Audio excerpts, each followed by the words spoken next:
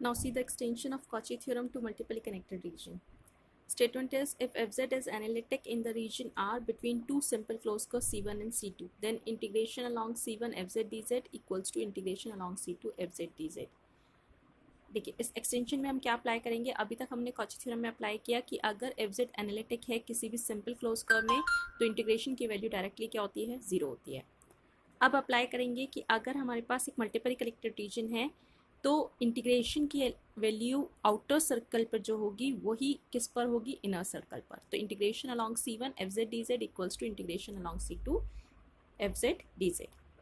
Then now by Cauchy integral theorem, fz is analytic in the region R, therefore whole integration की value क्या होगी, zero. अब आप क्या करोगे, मल्टीपल कनेक्टेड रीजन को एक पाथ के थ्रू सिंपली कनेक्टेड रीजन में ट्रांसफॉर्म करोगे. तो हमने एक पाथ बनाया A और B, okay. Then we move on C1, then फिर enter the with the path along A और then we move on C2. C2 is in clockwise direction, therefore its direction is negative, and along the path BA we come out on the circle again C1. therefore integration AB, हमने path AB के through enter किया तो therefore integration AB fz dz minus C2 की direction clockwise है तो इसका integration की value जो है डायरेक्शन जो वो क्या होगी, negative. Then minus integration C2 fz dz plus along BA path value क्या कहाँ आ जाएगी, दोबारा C1 सर्कल पर, therefore plus along BA fz dz plus integration along C1 की जो डायरेक्शन है वो एंटी क्लॉकवाइज है तो पॉजिटिव रहेगा integration, therefore integration along C1 fz dz equals to zero. हमने मल्टीपली कनेक्टेड रीजन को चार वैल्यूज़ के थ्रू सिंपली कनेक्टेड रीजन में चेंज कर दिया. Now see minus C2 fz dz plus integration along C1 fz dz equals to zero.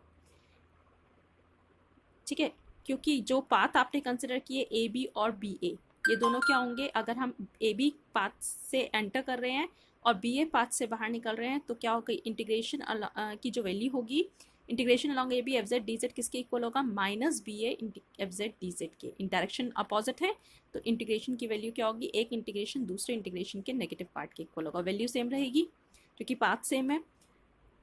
Then ये integration cancel हो जाएंगे, आपके पास वैल्यू आ जाएगी integration along C1 fz dz equals to integration along C2 fz dz. Okay. अब देखिए अगर हम इसे और एक्सटेंड करते हैं, सपोज कीजिए किसी एक क्लोज्ड कर्व में तीन सर्कल्स हैं C2 C3 C4, तो आप तीन पाथ बनाओगे C2 के लिए, C3 के लिए, C4 के लिए. तब क्या होगा, जो आउटर सर्कल पर इंटीग्रेशन की वैल्यू होगी integration along C1 fz dz जो है वो इक्वल होगा integration along C2 fz dz plus integration long C3 fz dz plus integration long C4 fz dz. इस तरीके से अगर हम बहुत सारे सर्कल्स कंसिडर करते हैं किसी भी क्लोज कर्व के अंदर तो टोटल जो आउटर सर्कल पर इंटीग्रेशन की वैल्यू है वो बाकी इनर सर्कल्स पर इंटीग्रेशन के वैल्यू के समेशन के इक्वल होगी. That is the extension part.